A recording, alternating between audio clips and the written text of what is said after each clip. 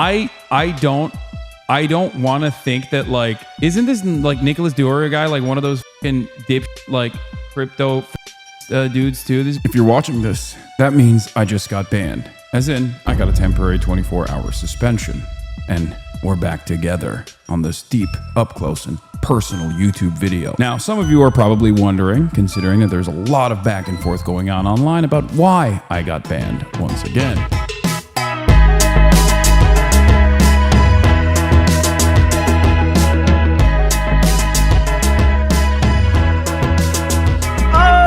Okay, so first of all, Hasan Piker had an interesting day on social media. I need to show you my contribution to this because I think it's very funny. I called my shot here and I couldn't have possibly known that this was happening, but I will take credit for it because it's funny. So Hasan Piker tweeted, Israel is an apartheid state doing a live stream genocide, and I think it's wrong and dangerous to conflate these heinous actions with Jews. The Apartheid Defense League doesn't, because they think they can improve Israel's standing by silencing critics, it won't change the truth. So I wrote, hey, and I wrote this super nice too, like more nice than I would for anybody else doing this. If you really believe this, you would not brand your harshest critics as Zionists or pro-Zionism haphazardly. I've seen firsthand how reputations can be harmed by you referring to me as a fascist on your broadcast several times without explanation. Words mean things. So this is a totally reasonable thing. Like, hey, you constantly call me a fucking fascist on your streams. You have absolutely no evidence for this being the case, right? And it's pretty fucking crazy that you do that. You like literally defame me often on your podcast, which is hilarious. So then he wrote back to me like at like midnight when we were live last time saying, I have no idea about anything you do other than the fact that you host a rape review show, love drama, and look like a rotund German boy who dropped his lollipop on the ground. So Hasan Piker does two things here.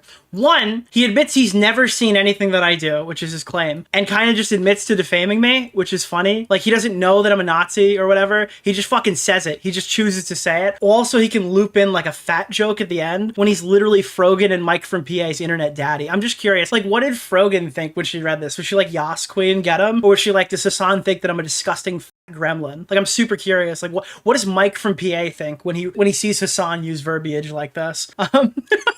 You have to imagine they're not liking it very much. Anyway, my response to this one was, do you have any forensic evidence that I host rape review? So if he can't prove it with like a rape kit, I don't necessarily know if he can actually accuse me of that.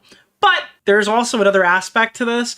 I quote tweeted him, I said, the next rape review will be on your career. Bold move, Cotton. So obviously the first tweet is on the 23rd. I get to this a little after midnight, so I'm on the 23rd. I said the next rape review is on your career. And then something interesting happened on the 24th. Hasan Piker got banned. Now, it's probably a 24-hour ban, but right after I said the next rape review is on your career, Hasan was banned for 24 hours, and he responded on Twitter, that's a bad policy for news and press freedom. He'll take the suspension, but he's acting like he got punished or something. And then I quote tweeted him, where is it? Oh no, do I not have it? I ended up quote tweeting Hasan, and I sent him this. I quote tweeted his ban.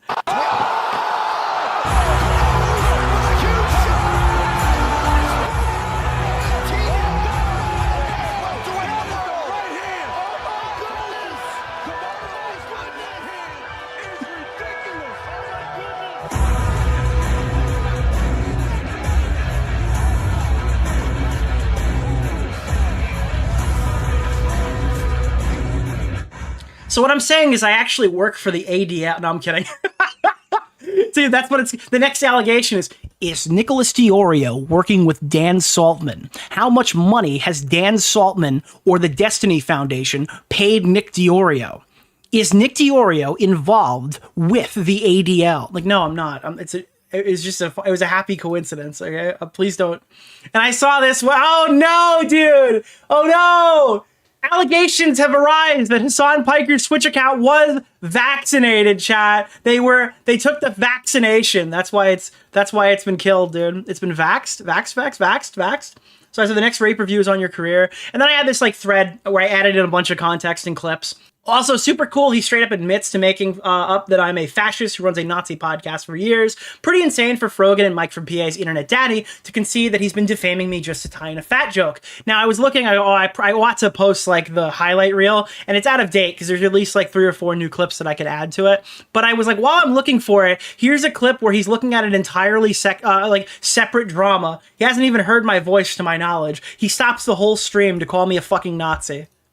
I don't want to think that, like, isn't this like Nicholas DeOrio guy like one of those fucking dipshit like crypto fascist dudes too? This video is actually Destiny mediating because this became public instead of saying a private payment. Please skip. Not worth the time. Literally covering something else out of the corner of his eye. Isn't Nick DeOrio like a crypto fascist? Dipshit like crypto fascist dudes too. Completely not really. It's insane. So I posted this one, and this is just some like Nicholas. Whoa, Jesus! This is, you can tell I edited this one.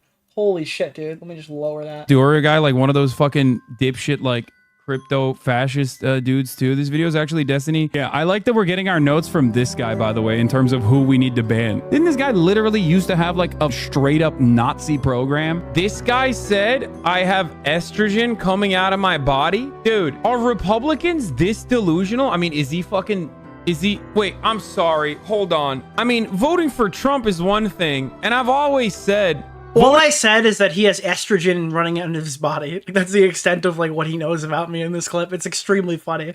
Voting for Trump is one thing, and I've always said that like the most psychotic thing that Republicans do is like act like he's like this macho, sexy. And he maintains that he has no idea what kind of content that I make, and he's never seen anything I've done. So he's literally just saying, hey, I have been defaming you for 5 years.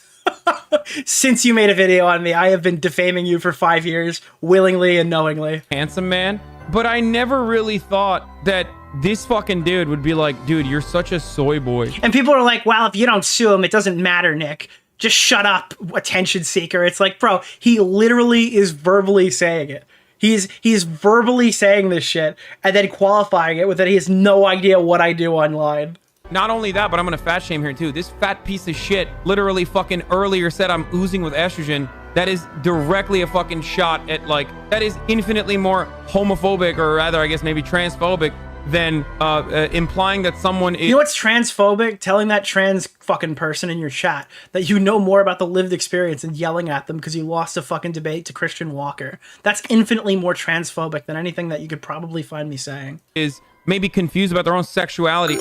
Dude, nothing I hate more than fucking annoying right-wing shitters. Did you debate Nick DeOrio on Twitch? No, I don't know who the fuck that person is. And I'm not interested in like debating your fucking random friend, okay?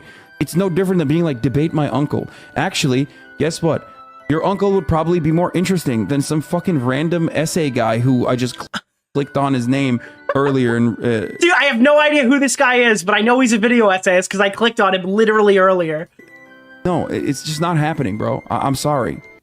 Oh, did he leave a comment on one of your videos? I recommend watching. I don't even have— Oh, yeah, it's right here, dude. Dude, you want to see something really fucking funny? I made a video on a right-winger one time. And who's in the fucking comment section of this video that has 36,000 views on my channel? Who's in the comment section? Oh, it's Hasan Piker talking about the tolerant free speech right. 5 years ago. I guess I didn't fucking stay on I didn't stand my ground and stay on the grift train or something. This guy literally watched my channel 5 years ago, pretends he has no idea who I am, so he could slander me as a fucking Nazi.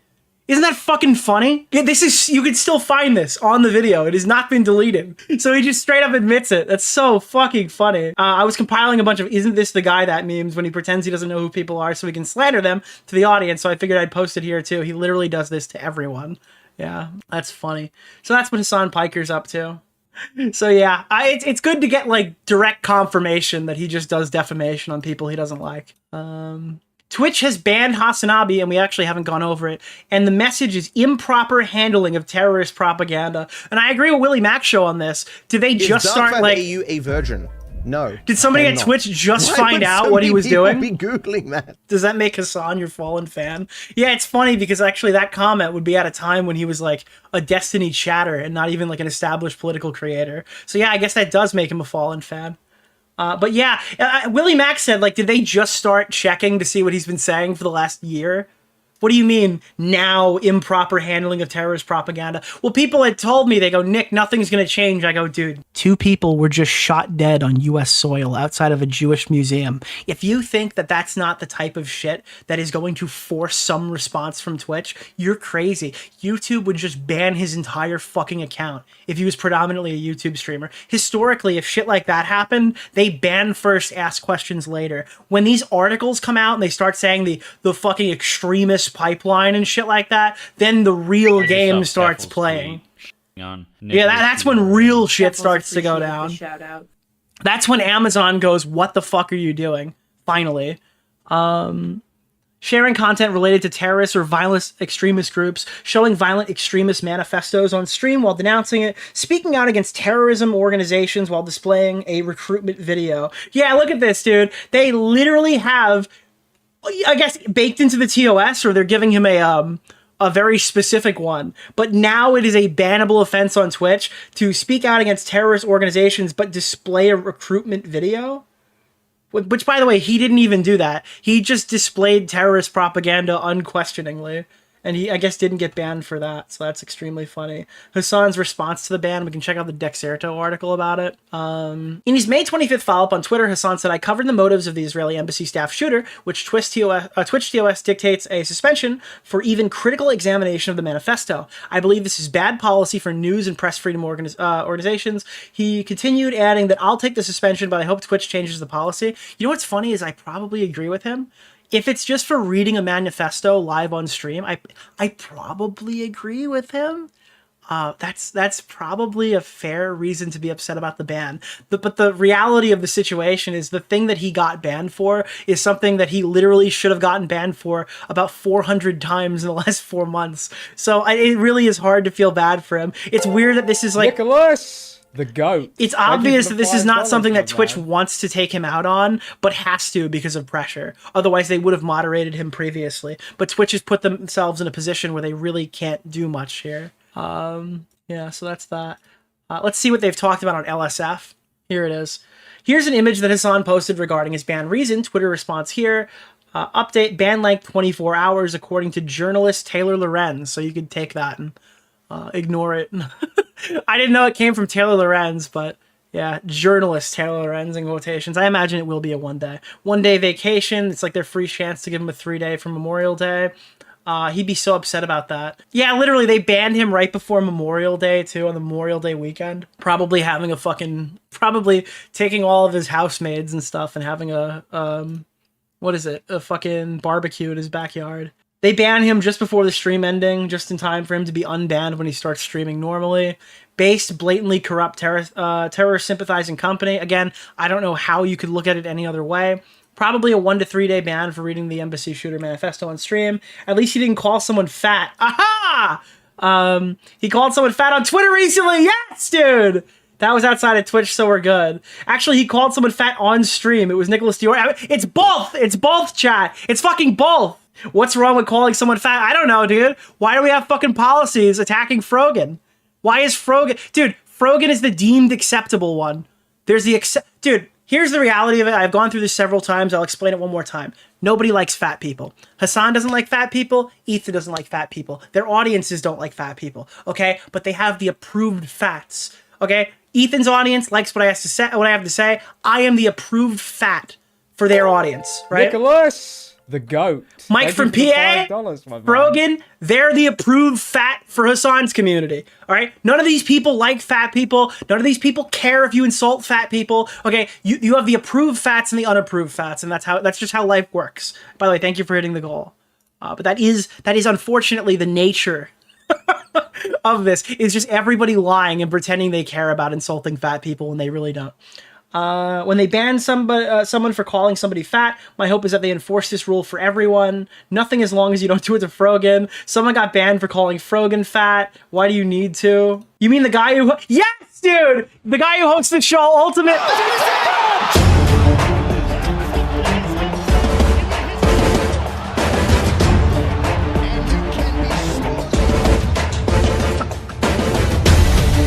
Dude.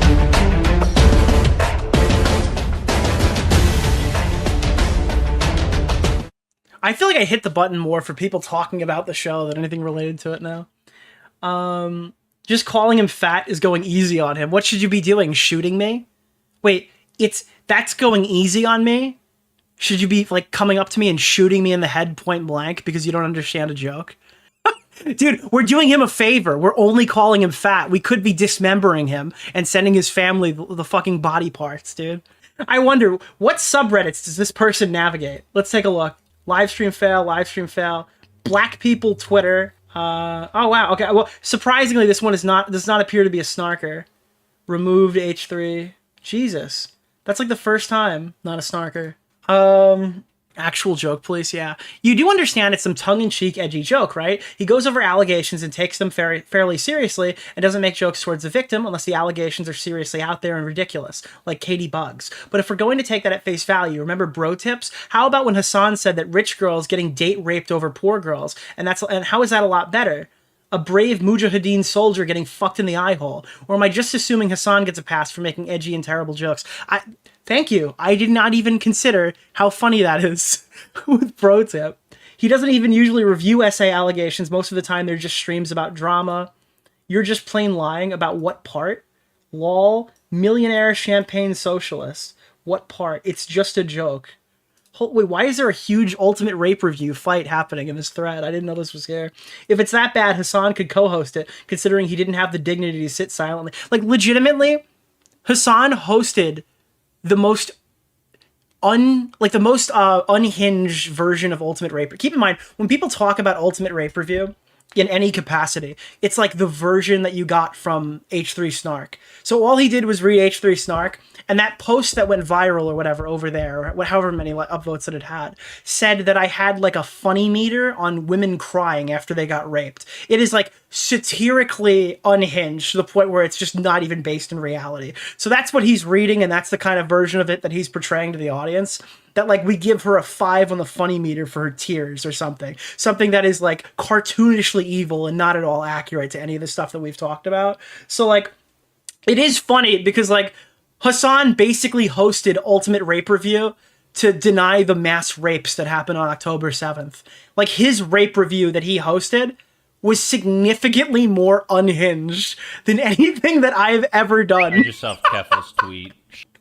Like that's why I tweeted. I go, I take like it's not saying much, but I take rape more seriously than Hasan does. So this is like a losing argument. I mean, obviously optics argument. You can't support this in any capacity, but legitimately, dude. And you're hyping up a dude who has a segment on a show called Ultimate Rape Review. Obviously, Destiny isn't really a fucking male feminist at all. He has rape review.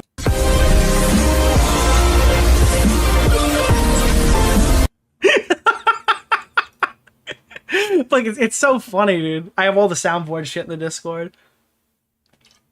That was and people keep saying rape review. I'm actually offended by this.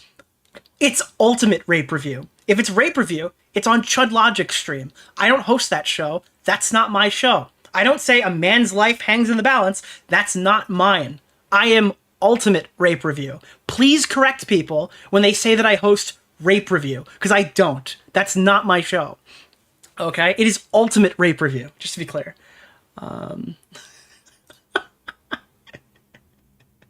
According to the community guidelines, you can get banned for off-platform. No, not for Hasan Piker. There is no community guideline for Hasan Piker. Ban at the end of his stream. Just had to let Twitch know it was okay, apparently. Will probably be unbanned by the time he's ready to go live. Just saw Dan Clancy fall to his knees outside the Twitch HQ. Oh, no! No! Clancy's lip quivering as he talked about Hasan explaining that he needed a temp ban for the optics. Dude. Dan Clancy working on it right now. I didn't understand how they didn't ban these streamers after losing 90% of their ad revenue. Makes no sense. Could be that they're taking revenue from elsewhere. Ooh. Call someone fat, 7-day ban. Show terrorist manifesto on stream, 24-hour ban. Dude, pop a nipple out for the 400th time, you'll get your 17th one-day ban. I'm sorry, dude. Don't call me a fucking incel for pointing this out, because it's not fucking accurate. The fact that I can make a joke on stream and get banned for 30 days on Twitch, and a woman could literally show her fucking nipple on purpose 18 consecutive times and not get anything longer than a 24-hour ban is ridiculous, dude. It is ridiculous. I'm sorry. Like, do you want to be a fucking... Do they want to be OnlyFans? Do they desperately want to go into pornography? Do they want to be the OnlyFans and terrorism Nicholas, streaming platform? the goat. Because I'll tell you Thank you right for the now, $5, they don't want my man. gamers. They don't want gamers over there. They don't want people who play fucking video games. They want terrorist propaganda and boobs. That's all they want on that fucking site. Terrorism and titties. Twitch.tv. How could Destiny do that? Ah!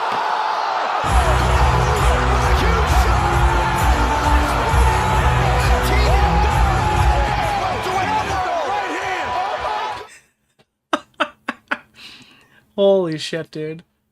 Dan Clancy right now for an hour or two, I'm sure. Yeah, Hasan banned again. This is the Hasan Piker subreddit, so obviously they're going to have very different takes here. Hasan said it's for reading the manifesto. Mishandling of terrorism propaganda. He wasn't praising the manifesto. Potentially dumb question. How was he supposed to know it was terrorist propaganda at that point? Wait, what? Dude, fuck you guys. I'm sorry. I don't care. You want to argue whether it's a hate crime or not? Let the fucking people figure it out. But dude, are you arguing it's not a terror? This guy opened fire outside of a convention for Jews. No, I'm sorry, not a convention. At a fucking museum. At a Jewish museum. Opened fire. What do you mean terrorist propaganda, bro? What else would you call that? On American soil? Dude, I feel like I'm losing my mind right now. Yeah, Twitch is a company. All of their rules are subjective, not like federal laws. The label terrorist is the eye of the beholder at this point. Have you triggered a Zionist today? If so, they shot and killed them. They didn't trigger them. I guess, yeah, you know what? They did trigger them with a fucking gun. They killed them. So in a way, yes, they did trigger them. Holy shit, dude. Yeah, literal trigger. They pulled it. Yeah, they pulled the trigger. Yeah. This is crazy, dude. And people are like, why do you guys think that Hasan Piker people are like crazy, unhinged, bloodthirsty anti-Semites? And it's like, I just read this for 2 seconds. That's my interpretation here. If I'm wrong about that, feel free to let me know. You can try to convince me otherwise, but wow. Hasan gets banned for the most stupid over-the-line stuff way more because he's political, and yet all the idiot neckbeards can be can openly be Nazis and okay. And by the way, okay, just to be clear, there are people who don't think this is a hate crime or whatever, and I'll wait and see what the reports say, all right, before making any further judgments of stuff I've already said. But for it not to be a hate crime at the fucking Jewish museum for the fucking, like, for the Jewish group or whatever, you have to argue that they specifically targeted those people, like those two people who were like assistants or something. The article that I read said they were like assistants. I don't know, dude. I don't know. Whatever. People have very opinionated positions on this stuff, and they're not looking at it very rationally, in my opinion. But I don't know. Did he not say free? Yeah, he screamed "Free Palestine" and opened up outside of the building.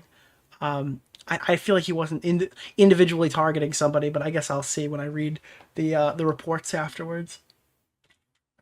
Yeah, I don't know. And that's what he reportedly said. I don't know what he actually said. I haven't seen a video or anything. Because Hasan Piker, I actually need to see the kit. I need to see the death kit. Okay, that's the only way I can know. Can you dig up the bodies and like check out the bullet holes? We need to know if those were terrorist bullets or if they were regular. His work in the Palestinian cause will continue nevertheless. People are saying it's a temp. It is. Do we know how long? 24 hours? He needs to simulcast to YouTube. Here's the reality of it. I legitimately think, and maybe I'm calling a shot here from deep right field, I think Hasan Piker would have already been banned on YouTube. And I think if he moves to YouTube and he does the same content that he's doing on a site that has very specific rules that prevent him from getting banned, I think that he will be banned. I don't think that, and I think that it's better for Hasan to, and again, there are clip channels that post his stuff fine, absolutely. They're not getting copyrights. They're not getting community guideline strikes. I'll acknowledge that 100%. But I think it's different when these articles and the ADL shit and the CNN stuff is happening. YouTube does not care about Hasan Piker. They have a lot of other people on the site, okay? If they start getting hit from multiple fucking articles and stuff and saying that like he's anti-Semitic and all this shit, I think they will sacrifice him to the corn.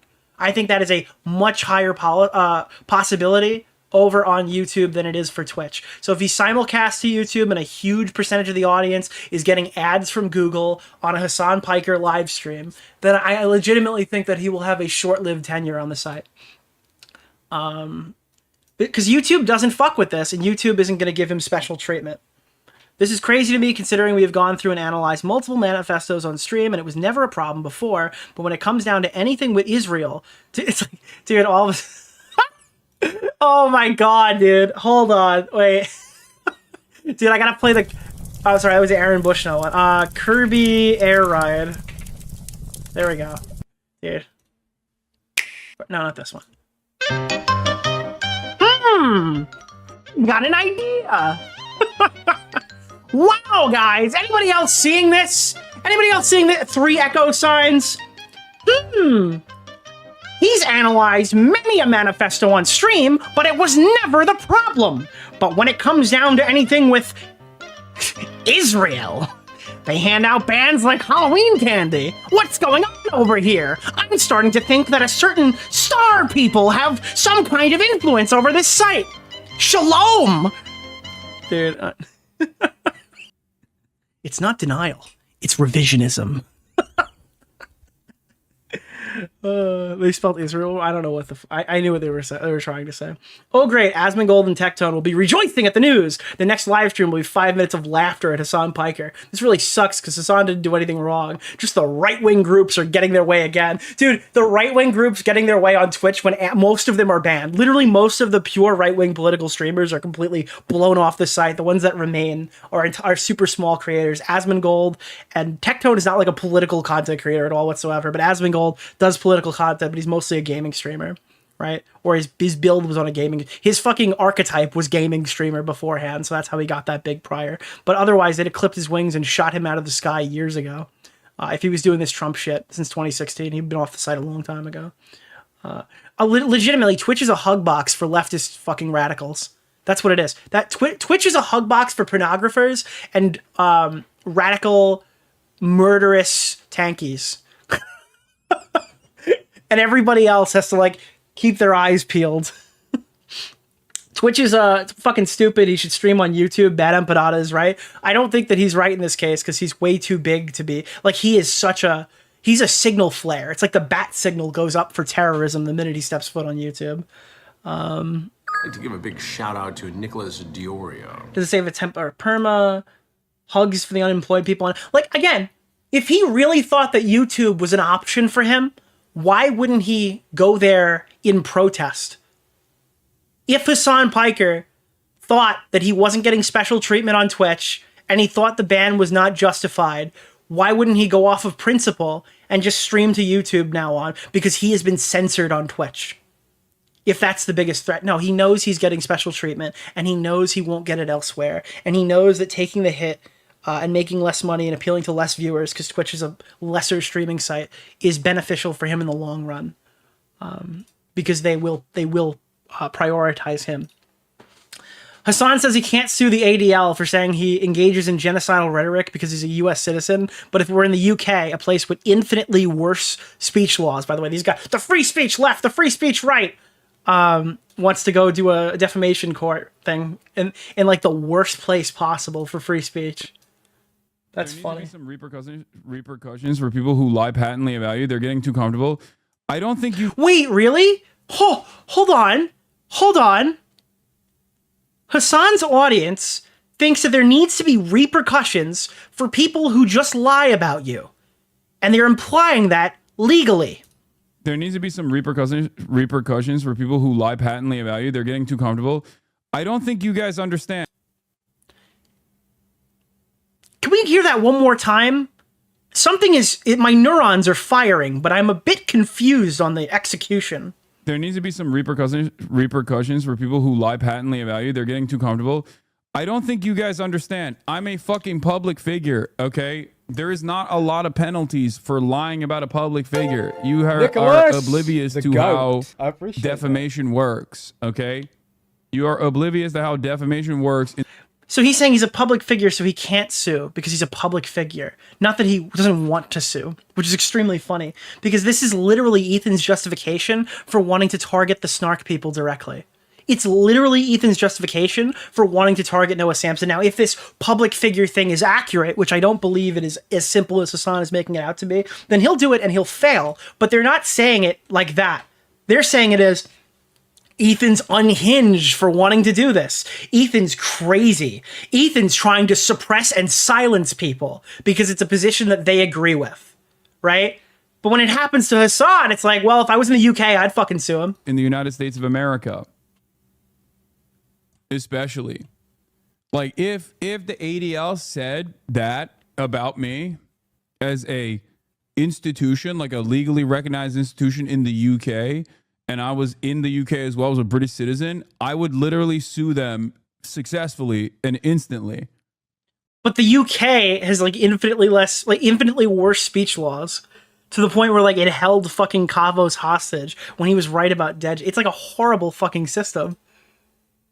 So yeah, if I went to a country with third world fucking draconian free speech laws, I would be able to extort these guys for money using the courts. Yeah, it's a good idea, Hasan. Really good. Hasan wants to have Jonathan Greenblatt on stream for a convo. Oh God, this is his go-to now. Look like a major pussy. Hop on and debate me. He just won't fucking stop. He's just so goddamn annoying. I need to have him on the broadcast. I want to have him on the broadcast and have a conversation with him directly. Maybe he'll do that. That's so funny. Hasan's new thing is just get on stream, debate me so I can lose in front of thousands of people. So mad over a 24-hour slap on the wrist, he resorted to calling Fearbuck a Zionist. This one was extremely funny to me specifically because when he calls Fearbuck a Zionist here, all they wrote was Hasan has been banned on Twitch. And Hasan lashed out and said, every blue check power farmer is an Israeli dick rider. What did he mean by that? What? All he said is, Hasan has been banned on Twitch. Is there more to this tweet that I'm not seeing? Let me look this up. Maybe the follow-up, maybe it's just clipped horribly and he just quoted the wrong thing. Hasan Abi has been banned. Is it a thread? Why did he say this? This is when people say, oh, you call everybody a Zionist or whatever, and he's just no. That's not what he did here. Yeah, I pulled up the original tweet, and he just wrote that. That's it. Hasan has been banned on Twitch. What did he do, Grok? As a Muslim, good, fuck him. Yeah, it's just, he just wrote what happened. Okay, he's just reporting on it. What's happening? What's going on? It's the most neutral post he could have found, and he got extremely mad about it for no reason. Now, we're going to talk more. This segment is a stealthy tale. I'm stealthing you, all right? That's what listen, I'm stealthing you, okay? It's about Hasan Piker, of course, all right? But there's a secret Taylor Lorenz element, and we will be looking at Taylor Lorenz in this video, okay? So this is the start of when we start angling this towards Taylor. Taylor Lorenz caught simping and sweeping for Hasan again after his 24-hour ban and mauls that Ethan Klein. I think Ethan Klein for calling it out. The GOAT. Thank you for the $5, my man. Shows how powerful she thinks she is by claiming she was going to help the Kleins with the Reddit harassment, but will now no longer be doing it. Well, I was going to help Ethan Klein sue all the mean Redditors, but now I guess I won't. Anyways, Ethan, next time you want help, don't come begging me. I'm not going to give you the benefit of the doubt twice. What a loser. Nicholas, the GOAT. I appreciate that. Taylor Lorenz begins the sweeping process. She is without a doubt the biggest hack loser in journalism. I say it in quotes because any reputable organization wouldn't hire her for free after her insane lying scandal. What a terrible, talentless hack. It's a person, but I won't hack. And this is the streamer bans thing where she quoted it, saying, Hasan has been banned for 24 hours for covering the shooter manifesto, even while denouncing it. Yet another example of social media censorship of newsworthy information and coverage. Someone tell Ethan that he and his wife can stop begging for my help with their Reddit situation if he's going to post rants like this. I have been nothing but respectful to Ethan during his entire meltdown and went out of my way to help him, Hila, and barely a month ago after they'd asked me. And by the way, I've got no issue with Hila, who has always been perfectly nice and a kind human being to myself and others, but Ethan is absolutely off the rails and needs to get help. I have a very long track record of defending free speech online. Dude, you're gonna love this. You're gonna love her very long track record of defending free speech online. Whether it's people I like or hate, I have an entire YouTube series called The Free Speech Friday. Hasan has been banned again for doing journalism, and it has nothing to do with Ethan. It is psychotic how he centers himself in completely unrelated Nicholas reporting DeOrio's and latest stories that have nothing to do with him. Anyways, Ethan, next time you want help on Reddit, frankly, don't come begging me again. I will not give you the benefit of the doubt twice. Now, quickly, we're going to go back to some of this stuff. But I did want to show this. Where is it? Yeah, this is very good. Okay, so I did some investigating and I wanted to know about Free Speech Friday because she has said she has a very long-standing history, Taylor Lorenz. This is the one who wanted the avocado toast and got like ripped apart by the subreddit. The person with long COVID that I think is actually, in her case, just psychosis. And we will be talking about that today as well. But Taylor Lorenz claimed to have an entire series on fucking free speech, and then I went to her channel, right? It had one video, and it was posted like 8 hours before she'd made these tweets. Okay, awesome. So this is her entire series. It's Free Speech Friday, and then after I called her out on this, after Ethan had posted this to his story, she went back and added a second video to the playlist from 12 days ago. She has a long storied history, guys, of defending your free speech. It has gone on for 12 days. Now, what was her excuse, might I add? Why did she do this? Because, yeah, obviously, if you go back, she went back and retroactively added a second video to this. Where, did we not have it? Oh, it's in here somewhere. I'll get to it. Where is the... Yeah, there's a lot of these Taylor Lorenz messages. Yeah, here it is. Ethan Klein is yelling that I only have 2 episodes out on my Free Speech Friday play. Now, keep in mind, she goes out of her way to go add another one and then says, I'm sorry I haven't had the time to update my playlist. I am not a full-time YouTuber, but if you check the Power User playlist, you can listen to any of my episodes. FSF is part of Power User. But I went back on here, and this was literally updated today.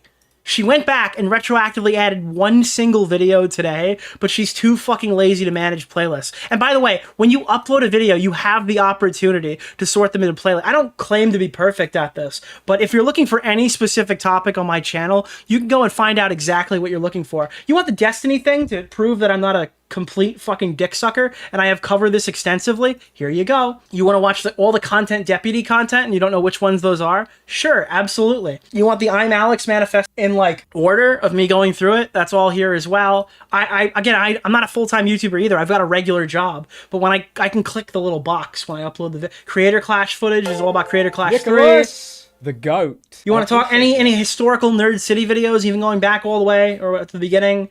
You get anything we've ever talked about related to Dark Viper AU. These are pretty liberal with their usage of relevance or whatever, but you can find probably any clip you're looking for just by navigating the playlist. So I don't think that you need to be a full-time YouTuber to claim you have a storied history defending free speech. Go back retroactively, add one single video to it. I don't know if that necessarily makes you look like a smart person. Wait, you have a regular job? Yeah, YouTube is not my main thing. YouTube is my hobby.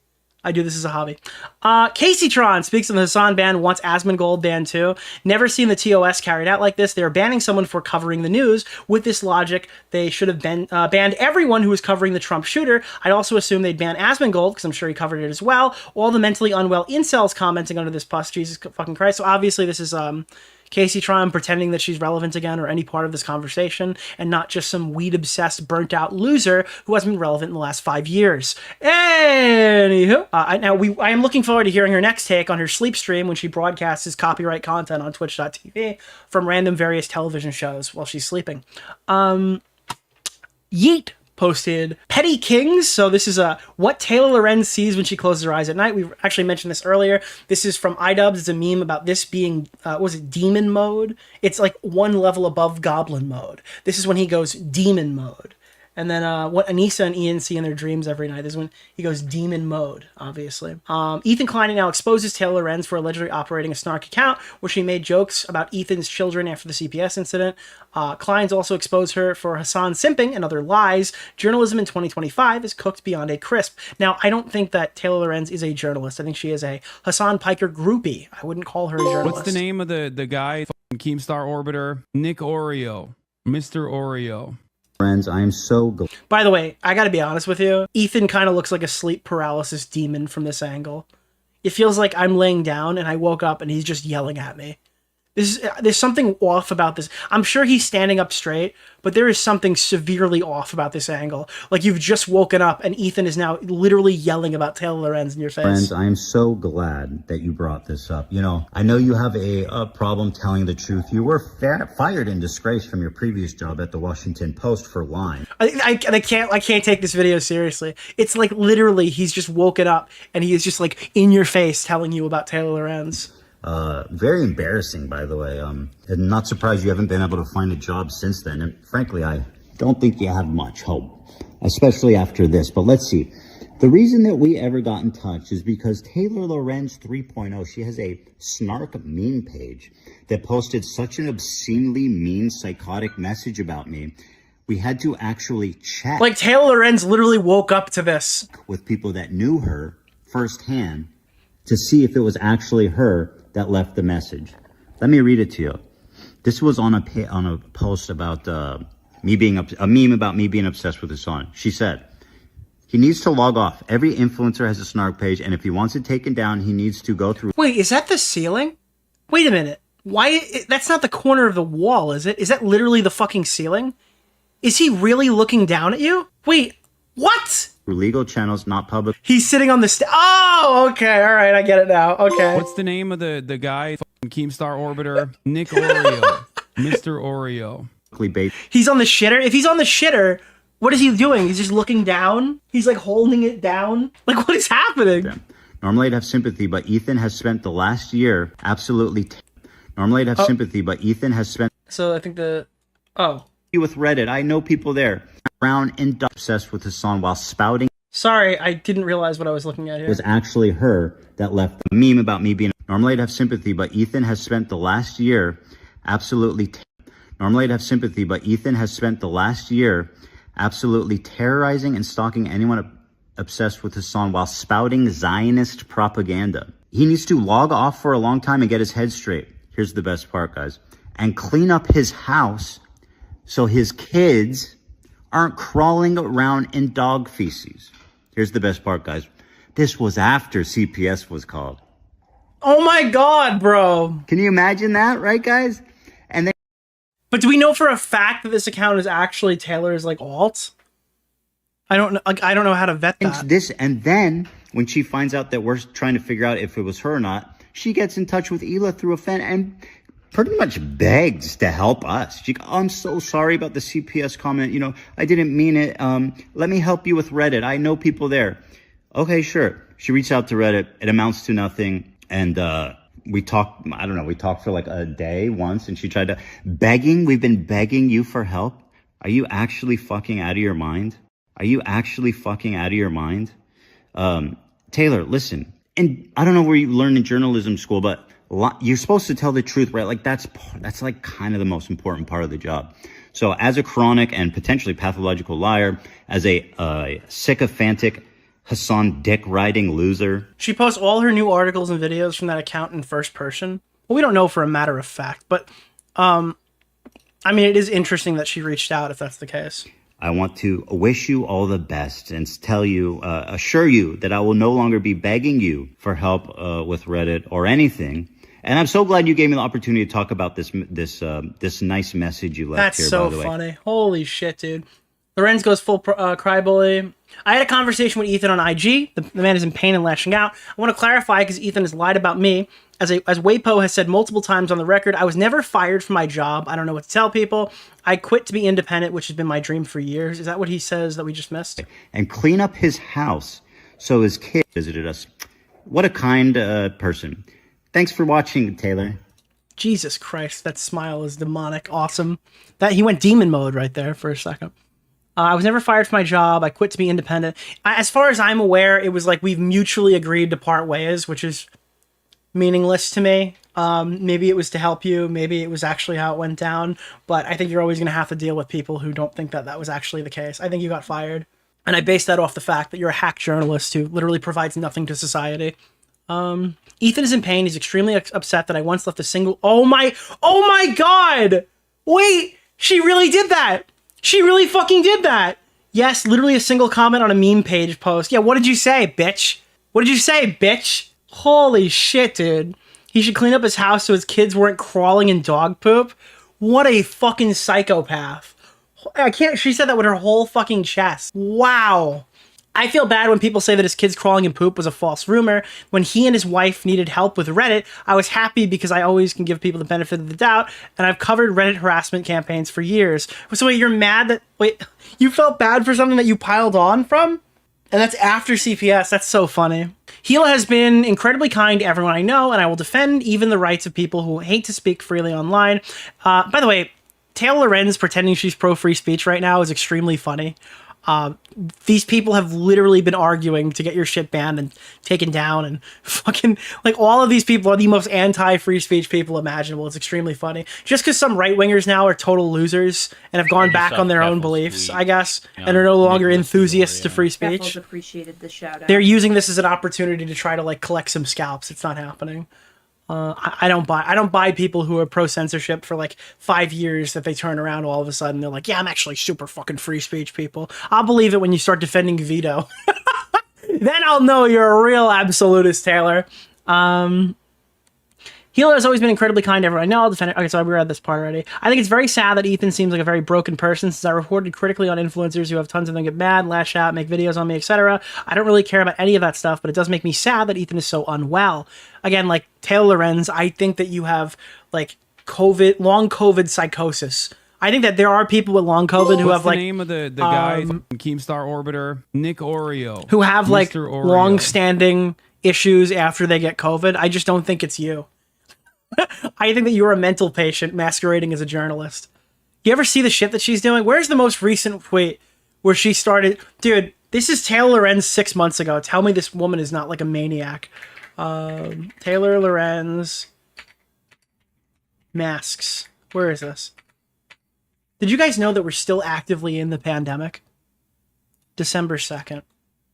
I have to pull up New York Post. I apologize to everybody. Where is this? Look at this tweet. Look at this fucking tweet, dude. Here. Oh, why is the G-Shock ad pop? Dude, what?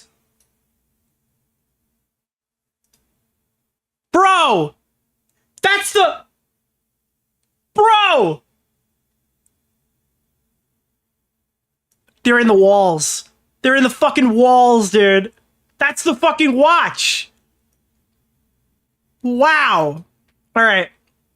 So this is the, here, Taylor Lorenz. I love when people find photos where my mask is off for 5 seconds outside of a photo at my book party where every single attendee had a PCR test as some kind of gotcha. Like, yeah, high-risk people could could safely remove their masks for photos now, and in events in public spaces that we had those precautions.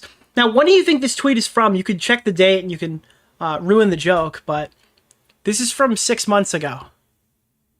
This is December 2nd, 2024. Planning a COVID-safe book launch took months and thousands of my own dollars, ensuring testing, outdoor space, far UV lighting, and a litany of other precautions. Meanwhile, you dumb fucks are raw dogging the air and spewing your disease-laden breath all over your elderly neighbors. We are not the same. This woman is a psychotic bitch. This is crazy. This is like, they lobotomized people for less in the 50s. This is weird.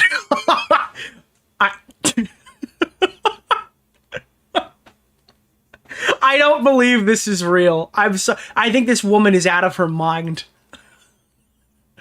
PCR test, fucking raw dogging the air.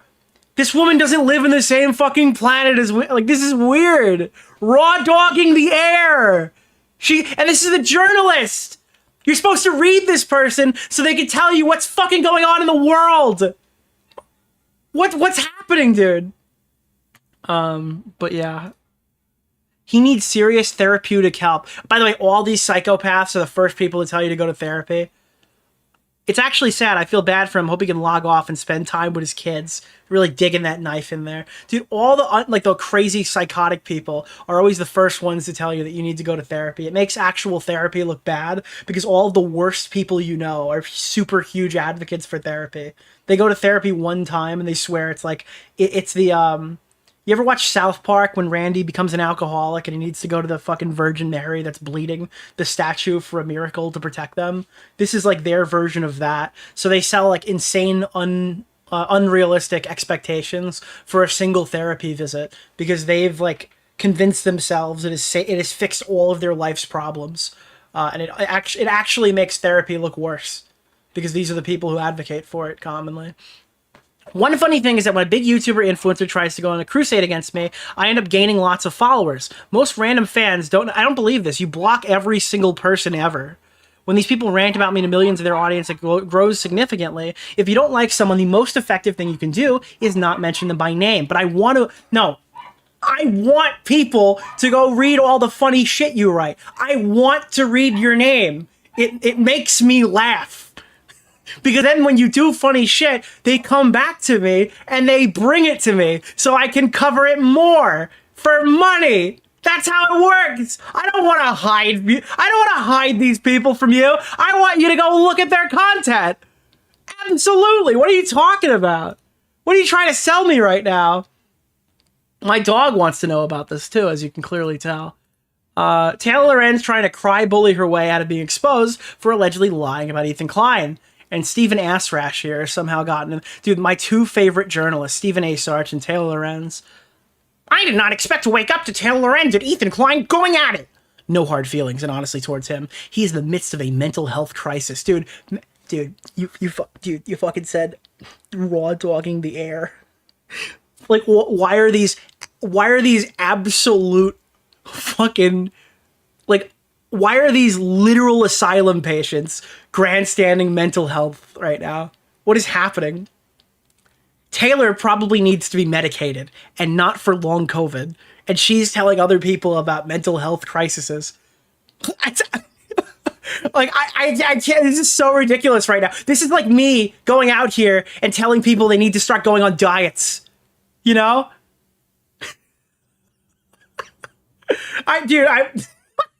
Like, this is insane. This is me telling, like, going up to random people, random fat influencers, and saying, you know what, man, you should hit the gym. That's the best comparison I could draw from this. He is lashing out at people who want to help him. I hope he's able to spend time with his kids and stop obsessing over Hasan and his other perceived enemies online. They're targeting his fucking family. They're targeting his wife. They're targeting his kids. There's a skull. A skull was sent to his house by someone who's likely from their audience. You know what I mean? Like, what are we talking about here? Human remains were mailed to the studio. And then this is like a very choice image of her. You ever see the video of her crying? That's very funny too. 2 skulls. 2 skulls for 2 Kleins. Yep. It's not exactly a death threat. It's like, yeah, it is.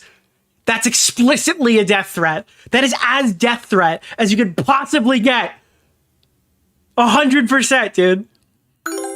I recommend watching Nicholas DeOrio's latest video. Oh, why were the tags still on if they were trying to scare them? Because they didn't pay for the skulls. They tried to stick Ethan with the bill. That's why the tags were still on. That's how they were able to find out what the fuck was going on. Yeah. Ethan is currently going off on Taylor Lorenz, dropped leaked text messages and calls her out for being a snark ally, engaging in snark talking points. So here it is, Ethan Klein, POV. Hey Taylor, is that your page? Hi, oh god, not the H3 subreddit. Haha, so it's not you? Do you know what's been going on with Ethan, by the way? I've only been following tangentially. It's an account that promotes my work. She is lying. I've seen videos of Ethan crashing out, and he was harassing Frogan last year and Capri Sun Poppy so badly, they needed help. And I'm just like, what the hell is going on with them? Well, thank you, Taylor, for telling us that Frogan needed to seek help after the fight she started. And Capri Sun Poppy, whose name I've just now remembered since the last time we talked about him a year ago, and I don't think he's done anything since. Oh, do you have a comment? Because Ethan will talk about it today. Talk about what? That post, is it not yours? No, you can see the username in the photo. Good. Leave me out of his meltdown, please. I have nothing to do with whatever drama he's involved in. There's nothing to say, it's not yours, that's all he wanted to know. He needs to stop harassing people and antagonizing Redditors. It is the worst way to engage. Ma'am, you told me to clean my house of feces that my kids were crawling in, and then act surprised when people get upset. You said it publicly. You're an online journalist. Why would you drop a story if the subject said, sorry, I did? Or would you drop a story if your subject said, sorry, I didn't mean it? Or would you assume they were lying to cover their ass? By the way, I never even said a single word about you. Your disgusting, shameful comment about my children until just now when you said that I begged you for help. So she literally went to them, lied, saying that this specific account was not her. Well, I don't know if this account is the same one. Taylor Lorenz 3.0. So she's lied saying Taylor Lorenz 3.0 is not her, and then has now taken accountability for the account post and then tried to like swing it back at Ethan. That's what's happening here. Ethan's lunatic fans are now brigading all my social media channels and harass. Dude, she's like, actually, when I criticize someone online, I gain followers. It's the best thing that could possibly happen to me. And then Taylor in DMs, Ethan's lunatic fans are now brigading my social channels and they're harassing, delete me, my brand partner. No, not delete me, the brand partner. This is completely insane. Like I've said from the jump.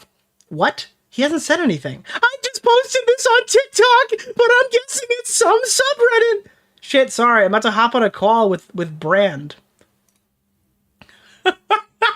What a fucking piece of shit. What a legitimate fucking piece of shit Taylor Lorenz is. Future on Nicholas, Anissa. the goat. I appreciate that. She can't be Anissa because she'll never have a husband. There's no iDubbbz that will take her in.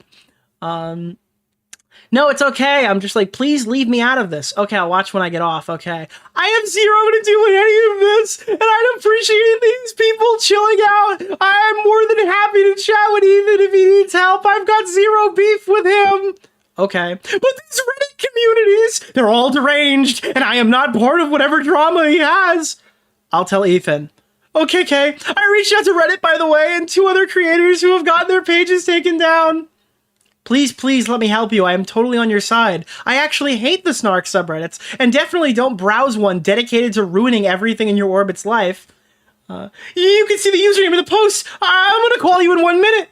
Yeah, but he wasn't sure if you were associated with the account. Good talking with you today. Ethan has calmed down, and I appreciated the intro to the head of creators at Reddit. We've gotten nowhere with them. We only had one more question. Is your comment, is this your comment? And if it's not, who did? Any association with them or just a fan account? So this is a Taylor Lorenz 3.0 account. We're just doing journalism, Taylor. By the way, she continued to tell a lie and say the account isn't hers, begging us to leave her out of it, even though I never said anything about her. Begged us to let her help us, and then has the balls to say that me and Hila have begged for her help. Talk about my kids one time after CPS is called. There's no forgiveness. There's no apologies. I pray that it... Dude, hold on. Wait. I gotta do this, dude. Hold on, dude. Hold on. There we go. Talk about my kids one time after CPS is called. There is no forgiveness. There are no apologies. I pray that if you have kids someday, that disgusting, soulless monsters don't make such a comment about them. I won't forget those who did about mine. And he's justified. He's totally justified for that. Totally fucking justified for that, by the way. Holy shit, dude. Win. Another win for Ethan Klein. Ethan Klein is yelling that I only have 2 pages of my... 2 episodes of my playlist. Dude, oh my god. What a fucking liar, dude. What a weaselly little liar, dude. What a fucking weaselly little liar, dude. Ethan calls out again the hypocrisy of Taylor Lorenz, telling him to get mental health help while engaging in snark activities.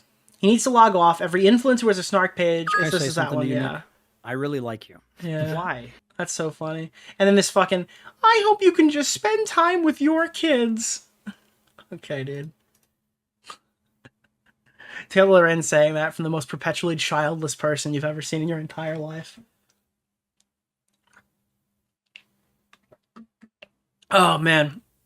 Now, Taylor Lorenz responded to Ethan leaking the text. They're apparently with Tom Ward, Ethan's manager. Ethan is posting my text with Tom Ward after Ethan began threatening me via Tom. It is interesting that Ethan cut out the rest of that message where I confirm I had reached out to Reddit on Ethan's behalf and I have no issues with Ethan. I have zero to do with it. I appreciate these people chilling out. I'm more than happy to chat with Ethan if he needs help. But these Reddit communities are all deranged and I'm not part of whatever drama he has. I'll tell Ethan. I reached out to Reddit, by the way, and 2 other creators. Wait, what? Wait, what? That was in the message. He didn't cut that out. That was in there. That wasn't cut. Dude, she is such a rat. What a fucking rat, dude. Say what you will, but I went out of my way to be generous to Ethan. No, I will not say what I will. Bitch, you fucking lied! You have lied all of the time about everything you cover. You get caught every time and you try to weasel your way out and move the goalposts and recontextualize it, and then you wonder why nobody fucking believes you. You just keep lying. Say what you will, but I went out of my way to be generous to Ethan. Completely privately, by the way, for zero benefit or gain. It's because you were begging him to leave you alone because you were terrified. Don't act like you were doing someone a favor. You were doing you a favor, you fucking stuck-up bitch. Completely private, by the way, for zero benefit or gain. I helped him simply because I was willing to give him the benefit of the doubt and because I was trying to extend kindness and help anyone who reaches out to me and needs it. Ethan, I know you're reading this. Not everyone is against you, especially Jimmy's mom. We all just want you to get help and take care of yourself. There's the gaslight. There's the I'm so much better than you, even though I'm like a schizophrenic fucking mental patient who belongs in an asylum, and in the 1950s they'd lobotomize me. I think your mental health, Ethan, is more important, and you've got to get that in check. You know that I went out of my way to help you, and that I don't really have any sort of beef with you. The fact that you're lashing out like this is so sad. Good talking to you today.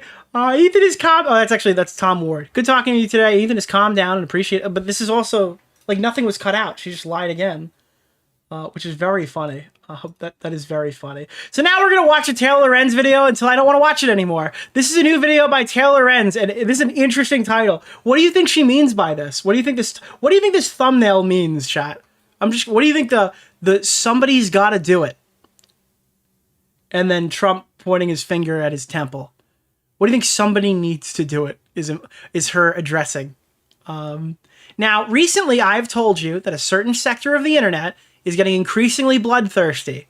And I've noticed this since I saw what happened with Luigi Mangione.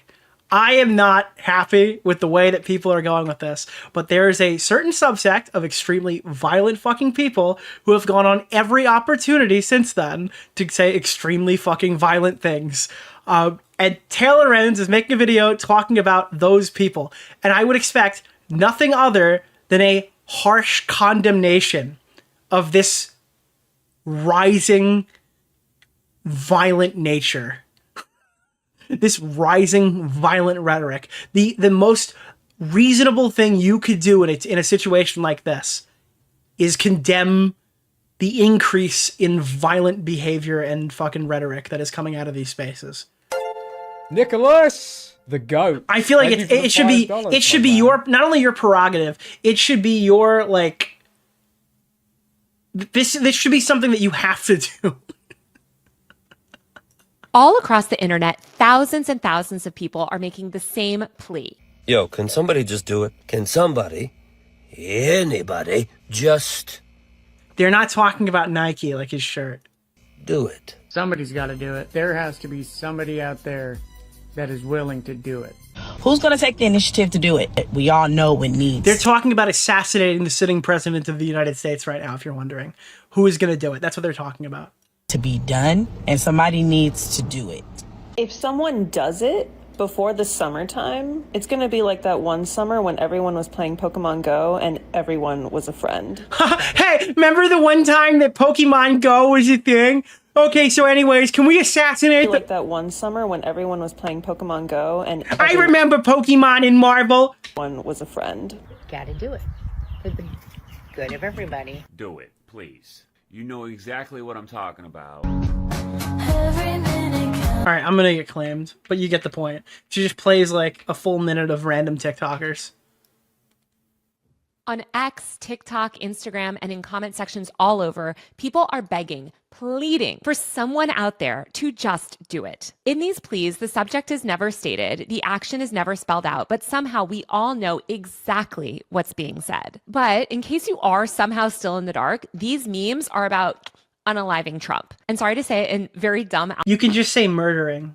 You don't actually have to say unaliving. I say rape, pedophile, murder. I say all this stuff on my streams. I rarely ever censor it outside of the first 2 minutes of the video.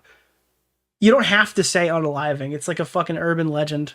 I'll go speak terms. Maybe with Trump. Maybe with Trump. Maybe you can't say it directly. Maybe that's a little bit different. But I don't want this video to get taken. Just not the C one? Oh, you can't say see you next Tuesday. That's not allowed. But you can say everything else. Taken down from YouTube. What we're witnessing is not just an absurd or ironic online trend. It's something much, much deeper. We are living in a political tinderbox. Trump is back in power, enacting policies that undermine civil liberties, environmental protections, and our economy. Elon Musk is gutting the federal government while billionaires rob us blind. Institutions that were built to serve as guardrails. Dude, I feel like you can't put the toothpaste back in the tube.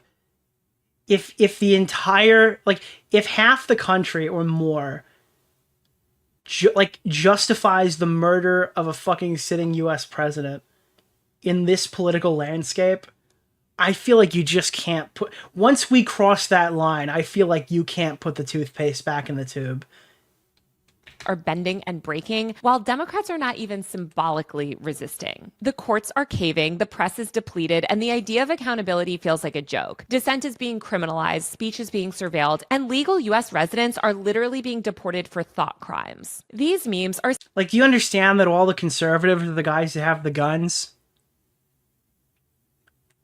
I'm not just being a dick here, but, like, the ones who voted him in have the guns. For the most part. All right, like, you're not really thinking this one through. Symbols of a society teetering on the edge. Memes have always reflected cultural moods, but these posts are about something more than that. They tap into this belief that the system is beyond repair and that nothing short of a side... Like, the Democrats need to earn our vote and Kamala Harris didn't earn our vote. Anyway, we're going to assassinate the other the candidate. Like, no, dude, I'm sorry. I feel like you can't have these two positions. You can't really have the... I guess the snark position of like, oh, well, voting doesn't help. And then simultaneously, we've lost the election, time to shoot people. I don't know. It's okay. Seismic, violent shift will change the direction that we're heading in. In this video, I'm going to attempt to dissect this belief and unpack exactly what led us here. I'm not going to get into whether these memes and posts are moral, legal, or even advisable. No, that's got to be like your only thing. Like, that's got to be the only one, right? Whether it's like that's the only part of this discussion that's worth having. What do you mean? What, you're not gonna wait? So she's not gonna disavow this behavior in her video? Okay, awesome. By the way, I do. Just to be clear, I think it's a pretty easy one. But what I want you to understand is where these memes are coming from and what they say about the cultural and political moment that we're currently living in. Because these memes are not just about unaliving Trump. They are about collective trauma, political cynicism. Dude, this is the same fucking verbiage that iDubbbz uses to justify why he needed to spend the charity money. I love how trauma is like an all-encompassing term. for like doing anything we want. Are not just about unaliving Trump. They are about collective trauma, political cynicism, our decaying faith in democratic institutions. And Thank you for the $5. It's our decaying faith in democratic institutions after we just told everybody that Kamala Harris is an unelectable candidate and let them vote Trump into office anyway. So much more. To start, I want to... Like, by the way, I just want to be clear. Nicholas, the GOAT. I appreciate that. I just want to be clear. In my opinion, even if you kill the next 5 presidents of the United States, they're still not going to put a socialist in there. I know, I hate to fucking tell you. Bernie Sanders, like, was like the one. You know what I mean? That was like the first one, but that was like a possibility. And Bernie Sanders is far too right-wing for you guys. So even if you kill like 5 of them, you're still not going to be represented.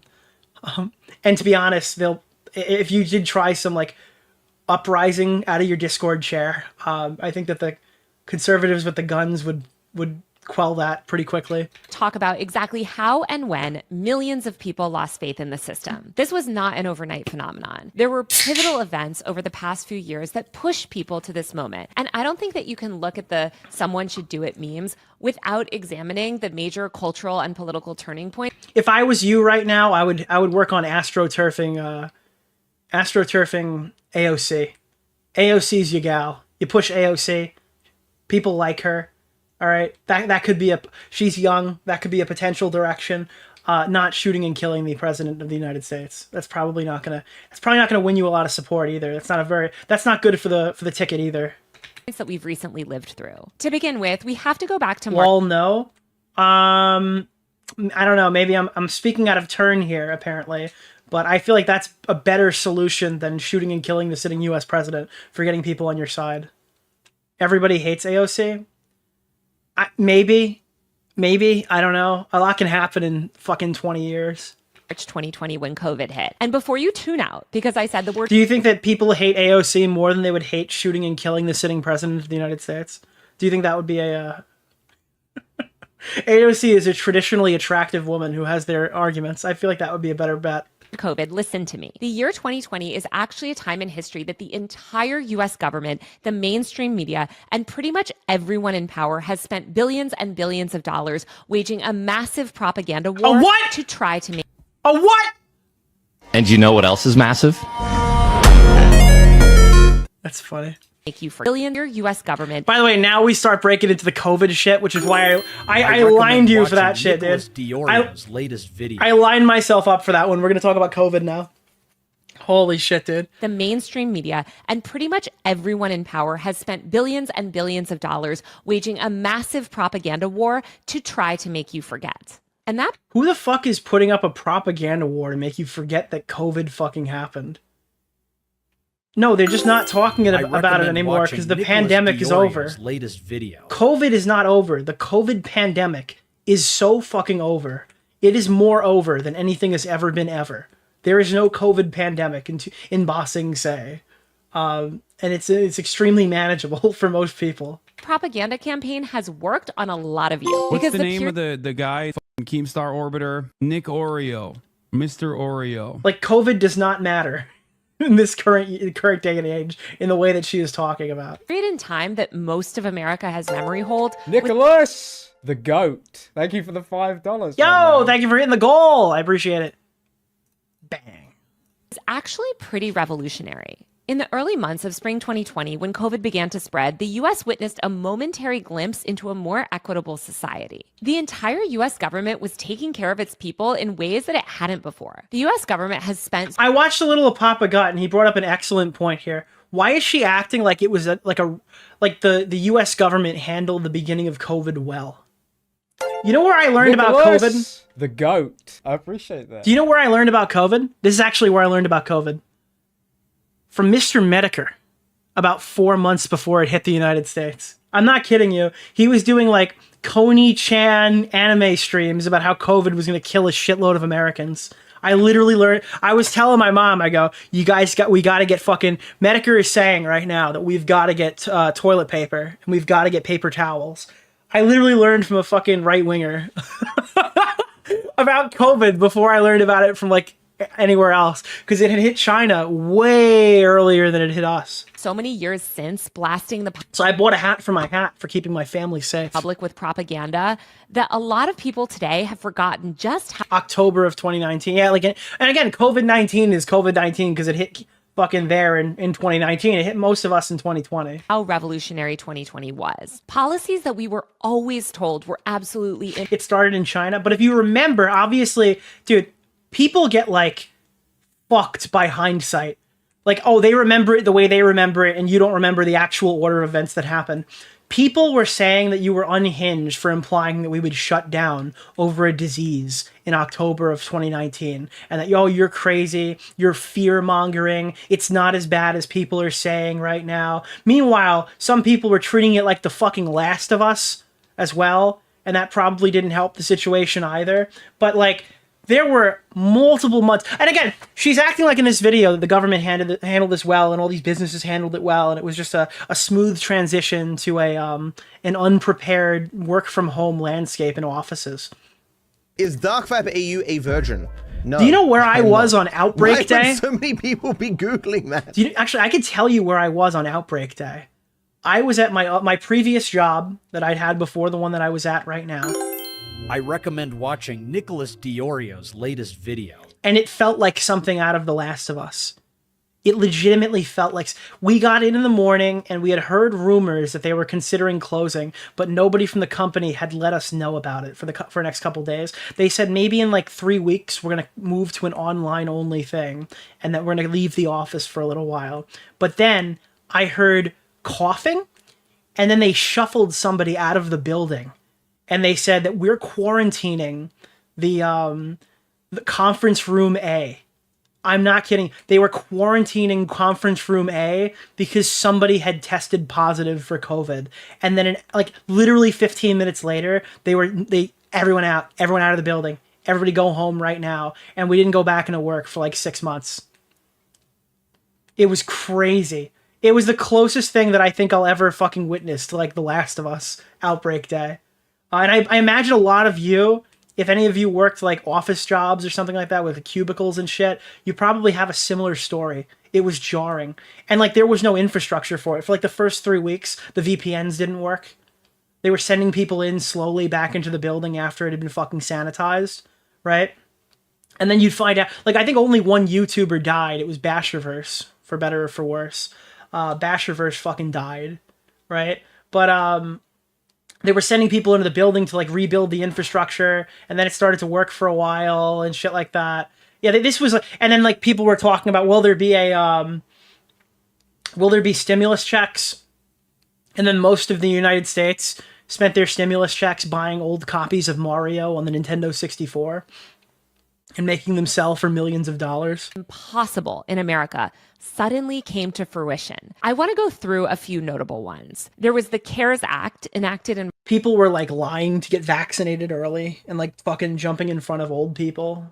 March 2020, which provided direct financial assistance to struggling. You bought a car with the stimulus check? That's funny. Workers by extending. Melbourne was fucked. I think we were friendly with John Swan back then, so we were learning all about like what happened in Australia. Unemployment benefits and offering an additional $600 per week. The Family's First Coronavirus Response Act. Yeah, like all of this was a complete shit show and rolled out terribly. Watching Nicholas DeOrio. And again, we didn't have the infrastructure to support stuff like this. I found out about it from Nerd City as he panicked in his Discord.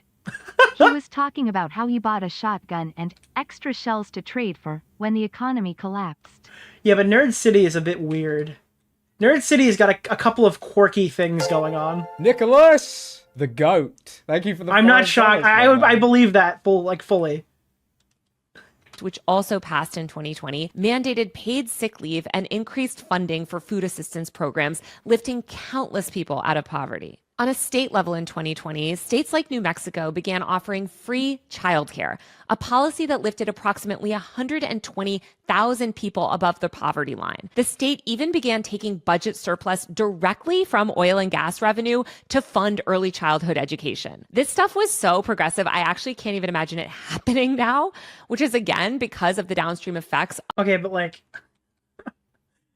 I don't know, she has like some, what is it, like, fuck, how do you describe it? when you remember things better than they actually were. What is that called? Well, I think it's some nostalgia too. Nicholas, the goat. Thank you for the $5. Like she has some my man. bastardized memory of how this was all rolled out. Like she's talking about this through rose-tinted goggles. Of all of this propaganda trying to make us forget this stuff. Other states, including Connecticut, implemented universal free school meal programs, ensuring that all students had access to hot, nutritious meals, regardless of income, for the first time. These policies and dozens more resulted in a significant reduction. Because people couldn't work. We live in a capitalist Nicholas, society. the goat. And Thank you people for the couldn't go to $5, work, so my these man. policies had to be implemented. But now people can go to work, so there's no need for them. Of food insecurity across America. In 2020, SNAP benefits were increased and helped. We are not changing the entire economy to benefit lazy losers on Discord. Queens College told me, quote, Biden rushed the end of the safety protocols in part because people started to gain a sense of. Wait, what did he say? What did she say? Health protections and no meaning. Which was clear. Nicholas, forget 2020. the It's back to goat. work. Thank now you with for the even fewer $5, health my protections man. and no meaningful treatments for the brand new, highly transmissible airborne virus that ravages your heart neurological system. Okay, dude, I'm sorry. This is. COVID now is not worse than COVID was in 2020. Can I say something to you, Nick? She's arguing that COVID today is worse than the one from the actual pandemic. Like, yeah, COVID is still here. The pandemic is over. Oh my god, dude. Immune system and is still spreading at pandemic levels even today. It's not spreading at. Okay, dude. No, it's not. No, it's not. Today in 2025. Jamie Cohen, a media studies professor at CUNY Queens. It could be because of a mutation. All right, but like the death counts are not nearly the same as when COVID first hit. There's just no fucking way that's happening. I refuse to believe that's the case. Told me, quote, Biden rushed the end of the Thank you for the goal. in part because people started to gain a sense of consciousness. Why is she Biden talking and about other COVID in her political violence What? video essay? Yeah, why is she talking about COVID in her video essay? Because it's her fucking. Because she is a psychopath who thinks she's had long COVID for What's the name 7 of the years. guy, Keemstar Orbiter, Nick Oreo, Mr. Oreo. I'm not arguing that Broken everybody. invest in Bo Blaxian pinball machines. I and have to watches, specify but can't this. get a new PC. If you know somebody, Here's some oh, simp sorry. bucks to Thank put you. towards one law. If you know somebody, recommend fuck. watching Nicholas Hold on. DeOrio's Thank latest you, video. thank you. I was need to having blue clarify this screen point. problems, and it turned out to be because I forgot to reapply thermal paste to my CPU. Maybe that's the case, or maybe it's CPU degradation. Either way, it should be warranted. But okay, just be clear. I don't think that every person who has long COVID is lying. I think that Taylor Lorenz is psychosomatic, 100%. This is the only thing she thinks about, and she's got a weird position on it. elite leaders realized the collective power that the public had in 2020, especially online. People were realizing that we too could have the social safety net that many other countries in the world benefit from. And it's a conscious choice by people in power not to let us have it. People on the left and the right also gained clarity about— No, it's because people can go back to work now. It is time. People offer hybrid work schedules. That exists. That's great. That's fantastic. But people can go to work now, so there's no need for those programs. who was really in charge. And like, it is not and when I say no need, I don't mean that like, oh, they should never exist in any capacity ever because work exists. But like, there is no requirement to have those to offset the fact that everyone is hiding in their house right now from big bad disease. It was a literal necessity to have it before. And who controls those levers. But while Biden could force people back to work in unsafe conditions, he couldn't force them to be less online. And by 2021, we were already seeing that there was no longer— Nobody can force you to be less online, Taylor. That's your thing. So yeah, 100%. any distinction between the offline and online worlds. The wall between the two was completely obliterated. And nowhere was this more apparent— Put the wall back up. Put it back up! Somebody put the fucking wall back up! than at the Capitol on January 6th. Get them out of here! 2021. As protesters stormed the building that day, they carried flags and wore t-shirts emblazoned with memes like Pepe the Frog and the Build a wall and keep the fucking online people out. Stand flag, which originated in extremist online subcultures. Reactionary— And now, yeah, we literally like, hey, why are people saying that Donald Trump should be fucking unalived? Why are they saying that?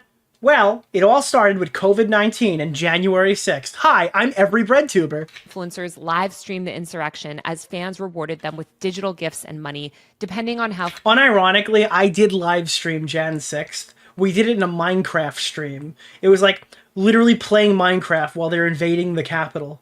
because it was so outrageous. I thought it was that was one of the funniest streams we did. We're like, oh, they're going in the building. We're like, hey, does anybody have any diamonds? I need coal. I need coal. I need to build my house. Far they made it into the building. This convergence of internet culture and physical action signaled a new era where internet-born ideologies could precipitate real-world upheaval at scale. The insurrection proved without a doubt that the internet's influence extended far beyond screens and could manifest in tangible, often violent action. Wait, is she arguing that the insurrection was terminally online?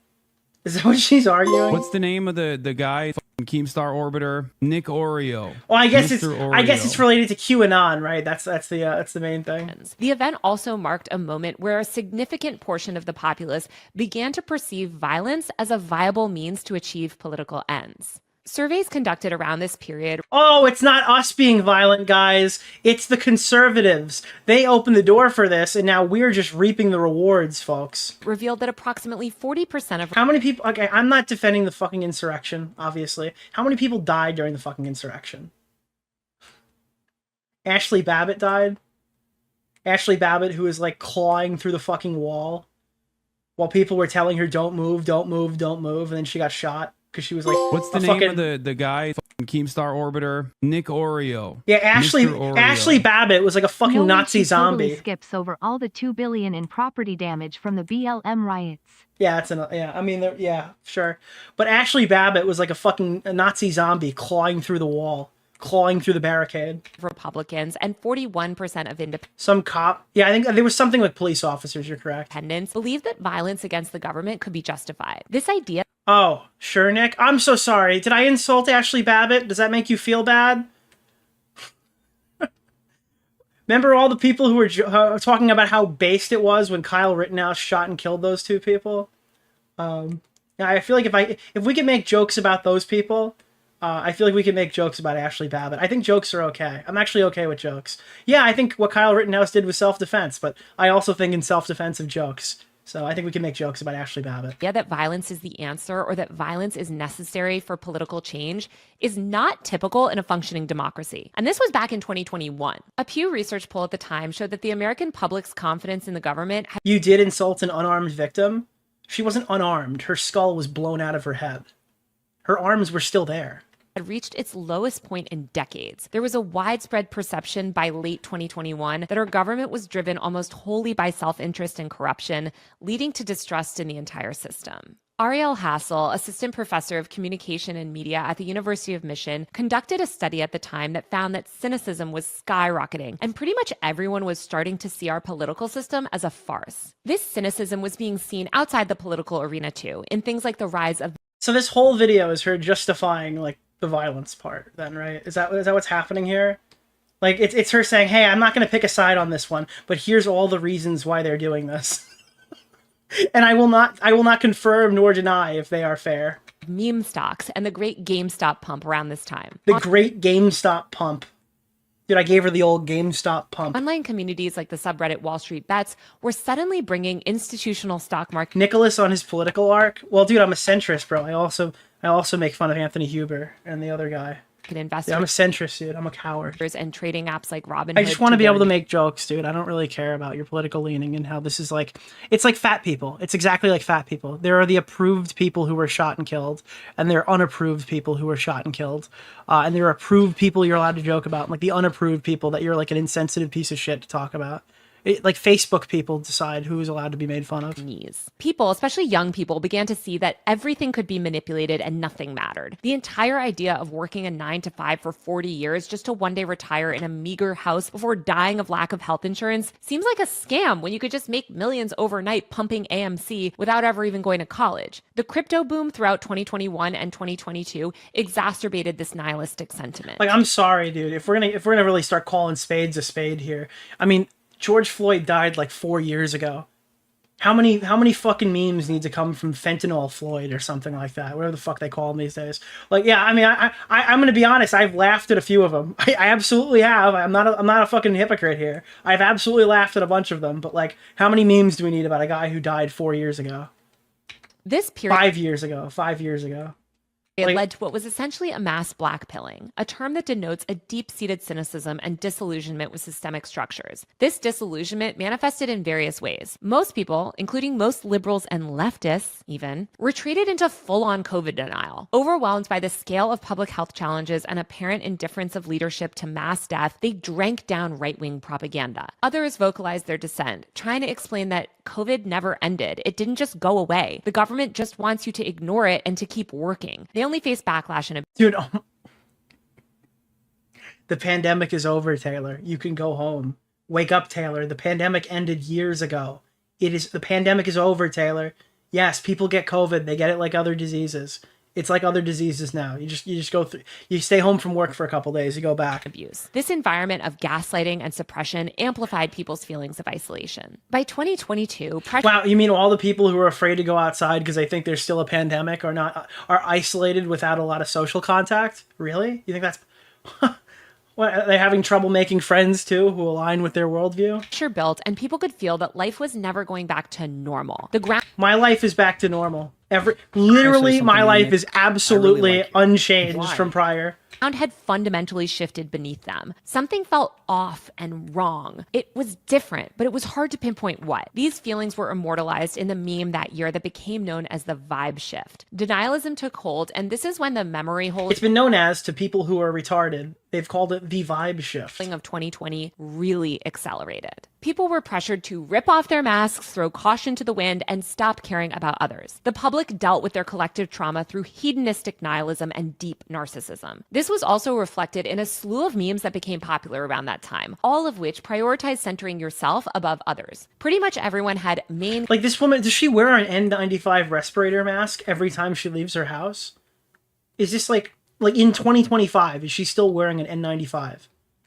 That would be the funniest shit ever if that's actually she is. She has long COVID, have some decorum. No, I think she has a fucking mental issue. I don't think she has long COVID. I think I think she's psychosomatic. Character syndrome, and there was this heavy refocus on individualism. The juxtaposition of mass death from unmitigated COVID spread and government inaction, coupled with a seemingly rigged financial and political system, fostered a sense of betrayal. Nothing matters anymore, so you might as well enjoy life. Unalive your neighbor by infecting them with a deadly disease. Yeah, I'm sorry, dude. If my neighbor gets COVID, what do you? First of all, I've been out and about. I have yet to get COVID, I think. I don't think I've gotten COVID. I might have gotten COVID one time since we've gone back to work. Maybe. And it was like a day. It felt like really shitty for like 24 hours. And I was right back at it. And I'm like a fat guy, so that's it's apparently like a bad thing to happen, I guess. I don't know. Who cares about vulnerable people anymore? Just get yours. She has long autism.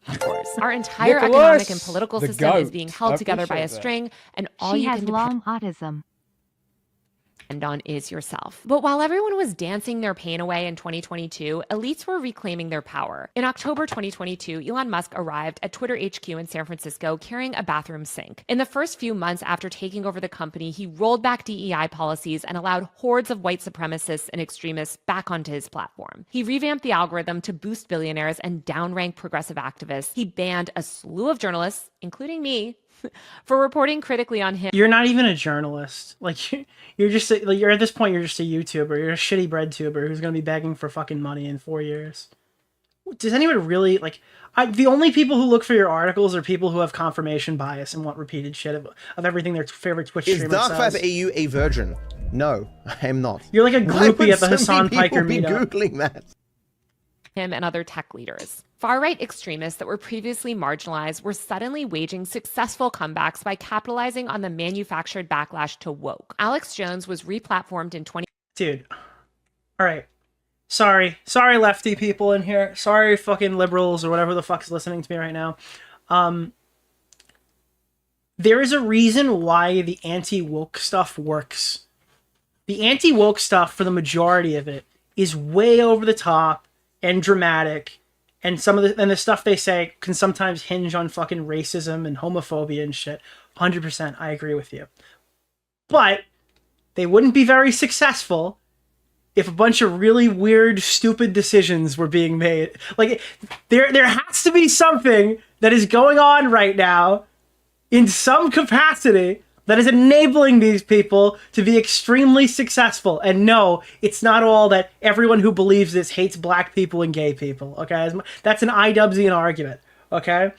There's a real issue with, like, casting in media and stuff like that. There's a real issue with prioritizing that over, in some cases, a good story. Appreciated the shout out. But obviously these channels overemphasize certain issues or find problems that aren't there in the name of woke that will keep their revenue stream coming forward. But there is like a fundamental issue in some capacity with this. Otherwise, it wouldn't be able to be like a successful form of content. 2023, as influencers like Andrew Tate surged in popularity. Billionaires like Musk were able to operate seemingly with impunity, and Democrats who were ostensibly in charge weren't doing anything about it. By the summer of 2023, you could see this nihilism and anti-elite sentiment creeping out all over. And by the way, where did the term woke come from? To my knowledge, the term woke originated from people who were like extremely annoying, being like, dude, you gotta get woke, bro. Come on. Like, you've got to, like, I was asleep, now I've woken up and I understand the world around me. It came from like extremely egotistical, unironic iDubbbz and Anissa Jomha activist people who were just like, dude, you guys are you're living in the fucking past, dude. I've literally like understood empathy. Like they're like the spokesman for what people didn't like about woke when it originally was a term that was coined. It was very, what is the fucking term? It was very, like, when this first hit the scene, it was just like the San Diego, is it San Diego? What am I thinking of? The San Francisco types who sniff their own shit, who are acting better than everybody else, and that kind of curbed people. Not progressive. Not conspiracy, trendy, hipster. Yeah, it was like, I'm so cool for being woke, dude. You should get woke, otherwise you're living in the past, brosif. Snobby. It was very snobby. Yeah, it was just a way to talk down to people initially. When it was just like, oh, I'm so progressive right now. You're living in the Stone Ages, bro. For the internet. In June 20, which that is of course going to enable some sort of discontent. 2023, the implosion pretentious. Yeah, pretentious. That's the perfect word. It was pretentious. Titan submarine, piloted by billionaire Stockton Rush on a vanity expedition to view the Titanic, became an immediate meme. Holier than thou, yeah. Within minutes of the news breaking, people were joking about imploding billionaires all over TikTok, Twitter, and Instagram. People posted with glee about, quote, natural selection. They made playlists joking about it and posted lists of other billionaires they hoped would take a submarine ride. People weren't openly calling for billionaires to be executed yet, but they were certainly celebrating when they died. I would argue that the submarine memes of 2023 were the moment that it became clear that millions of people online believed that maybe the rich shouldn't make it out alive. So at that point, they were thinking of a mass exodus and putting them in camps. Nick Oreo. Mr. Oreo. Same month, we saw people rally around orcas who What? Does anyone remember the time we rallied around orcas? Am I going crazy here? Did that ever happen? Nicholas DeOrio's latest video. It originally came from Malcolm X encouraging black people to stay aware about social justice and racial awareness. It's been used for years, but the meaning has been butchered. No, it always had. Everything. What's the name of yeah, I'm talking about like the modern woke movement, dude. Nick I remember Oreo. Mr. Oreo. I remember the time fucking Bionic Pig was like, stay woke, N-words creeping, and then like the Twitch bits sound effects played. I remember that one, dude. And attack. That's an old song, dude. And sinking What's yachts. the name of the Thank guy you. from Keemstar Orbiter? Nick Oreo. Mr. Oreo. What is that? I completely forgot the song. Memes and parody news sites joked about the orcas literally eating the rich. By the end of that summer, Burning Man was engulfed in mud due to heavy rainfall, and the entire internet once again began relishing Did you just say in Bionic rich people's Pig? suffering. Wait, you've never seen Bionic Pig sing the N-word on Twitch? Like the bit sound goes off, and he's like, "Well, stay woke." And he just hits it, dude. He just hits the R. Perceived irony of a gathering Redbone, yeah, Redbone. Championed radical self-reliance, yet attracted tech elites arriving in private jets and luxury RVs was too much. The Schadenfreude wasn't just merely about the festival. It reflected a broader societal disdain for the wealthy, particularly those seen as out of touch or hypocritical. Then October 7th happened. All right, but we're doing like the haves, have-nots things. Fuck the billionaires, blah, blah, blah, blah, blah. All right, but like, how are you using that to then justify? I guess she's not trying to justify, but how are you using that to justify, like, general kill every person we don't like behavior that's been happening on social media. Palestinians who had been oppressed, tortured, and ethnically cleansed by Israel's apartheid regime for decades fought How did we back. go from Orcas to October 7th? Well, we started this video talking about assassinating a sitting U.S. president, and then we jumped from there to COVID to fucking... to fucking January 6th, to the fucking submarine, to the orcas. Responded by committing a live-streamed genocide for the entire world to see, slaughtering tens of thousands of innocent children. Oh, now we've hit the Gaza conflict, just to be clear, guys, dude. And committing grave atrocities and war crimes. Israel murdered hundreds of journalists, bombed schools and hospitals, and did it all in the open for anyone with internet access to witness. But that's not how the mainstream media reported. I'm confused. Wait, why do we never talk about Ukraine? Why do these people never talk about Ukraine? I mean, yeah, a lot of that was on social media as well. You were able to see a lot of, like, Russia-Ukraine stuff. Why don't we ever talk about those people? It's interesting we didn't make the jump there. Yeah. Reported it. Suddenly, U.S. airwaves were flooded with pro-Israel propaganda. By the way, how fast did we go from October 7th to, like, they blew up hospitals? Did she ever actually talk about what happened on October 7th? I completely missed it. Did we just immediately skate over October 7th? The GOAT. Thank you for the $5, my man. Propaganda. Papers like the New York Times began pushing outright lies and easily debunked hoaxes in an effort to manufacture consent for the war crimes and ethnic cleansing of Palestinians. College students and other people who spoke out against this were met with extreme violence from the police. Young students at Columbia University faced federal charges for peaceful protests, and the government... I recommend watching Nicholas DeOrio's She's practicing Trump's weave? She's practicing Trump's weave in this video. Under Biden, began cracking down aggressively on speech. At the same time, RICO charges were being levied at protesters fighting against Cop City in Atlanta, and people who spoke up about social justice were fired from their jobs and blacklisted from industries. It was a... Well, what did they say? What did those people say who got fired from their job? Is that a question I'm allowed to ask? What did they say? Radicalizing moment on the internet. Suddenly, people could see that our system is actually totally comfortable with violence, as long as the violence is perpetuated against vulnerable and oppressed people. It's only violence against What's powerful the name of people. the guy keeps Whoa! DeOrio. Mr. Wait, I Oreo. missed the part where they're lining up and shooting the fucking poor people. When did that happen? When did they start lining the poor people up against the wall? Punished. Kyle Rittenhouse, for instance, was a... Oh no, dude! Oh no! Oh no! Now we're equating a self-defense killing to yeah. Nicholas, holy the GOAT. shit, dude! Thank you for the $5, what a my bad man. faith argument. All charges. LA Beast in chat right now. Hello, LA Beast. LA Beast, did you hear about the creator clash? I'm not saying that to be a dick right now. I legitimately want to know if you have any information on it, because everybody's going by Will Neff, so I don't know what happened. But if you do know, yeah, that would be helpful. Thank you. We also hit the goal, guys. It's our new goal. For shooting an anti-fascist protester dead, while peaceful college students were ending up in jail. They need to stop using Kyle. Well, yeah, I mean, they're not going to, though, because they can't take a loss. She can't, like, there's no moving off of this position. We're going to brute force this till the end of time, even if it's an optics death. Witnessing the most graphic and horrific war crimes in Palestine constantly via their phones also normalized violence to the American public in a way that I don't think... I find it interesting seeing everyone's take. I know, mouth is closed the next few days. Well, I mean, I talked about this earlier. I thought it was either a fucking thing designed to bait people like me into talking about it, or they jumped the gun. Will Neff wanted people to know about it before Creator Clash was willing to talk about it because people need to cancel flights. I think it's super fucking awful if we hit like Tuesday or Wednesday and they just now start announcing that the event is like indefinitely postponed, because there are people who plan entire vacations around this and they should know sooner. That's just my 2 cents, because I mean, obviously, there's not like a shitload of tickets sold, but those people have been kind of... I mean, my friends bought tickets in the upper bowl before they shut those seats down and you couldn't purchase them. So I know people up there who don't have anybody sitting near them, and they tried to reach out to the team and the team didn't say anything on Instagram. It's a complete mess. Never had been before. I think finally people were able to see exactly how violent and hypocritical the U.S. empire is, and how cavalier people in power are about... Tired of having my name dug through the mud? I don't think we've been doing that over here.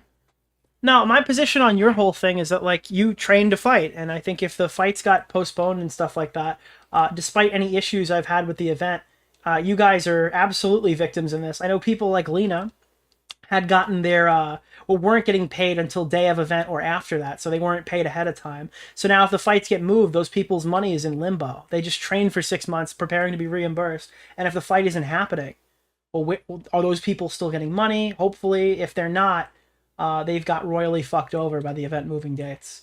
So yeah, it's a bit of a shame. This week, hopefully. I wait for the event coordinators to make an announcement. If you want to pop on after that, because I obviously don't want to bring you on and like bait you into like saying anything, obviously. But after all that's said and done, if you have anything you want to say, anything you want to address towards everybody, I'd be happy to bring you on, talk to you like we did with Harley. But yeah, looking forward to seeing what is said when the update comes out. I'd love to tell my honest thoughts. I would absolutely love to. Actually, shoot me a follow on Twitter briefly, and I'll message you on there after the stream. It's the same name here, and then I'll try to get in contact with you. Maybe we can exchange Discords or something. About that hypocrisy. You can see these beliefs reflected in polls throughout. Nick hasn't shit-talked any of the fighters, just the organizers. I did shit-talk the one fighter. I forgot her name already. The one who, but specifically because she came out and said the line. Keemstar Orbiter, Nick DeOrio. Who was Mr. the one? Oreo. Who was the one? The one who came out and was like, I don't know why they're attacking a charity. This is for charity. Not Alana Pierce. Alana Pierce was last year. Jayla Ray. I did go after Jayla Ray a little bit. 2023. For instance, a 2023 survey by the Public Religion Research Institute showed that about a quarter of U.S. citizens agreed that Americans, quote, may have to resort to violence. Because at that point, I consider it fair game. If you want to jump in and talk about this, then I think at that point people are going to respond. But otherwise, for the most part, yeah, the fighters they signed up to get punched for charity. Some of them may not even have been super knowledgeable in what happened in the past. And yeah, my sympathy is with those people, especially right now when their paycheck is up in the air. Violence in order to save our country. This was up on Nicholas DeOrio. Keffels appreciated the Thank you. Sharply from just 15% in 2021. And I also just want to stress again how high both of these numbers are for a country that's theoretically a democracy. Thank you for the like in normal democracies, you don't have these high numbers. By 2024, a pervasive sense of disillusionment had taken hold. Joe Biden's decision to seek re-election despite widespread concerns kind of done with politics. Cognitive. What we are going to do now is we're going to check out. We're going to do another. We have one more segment tonight.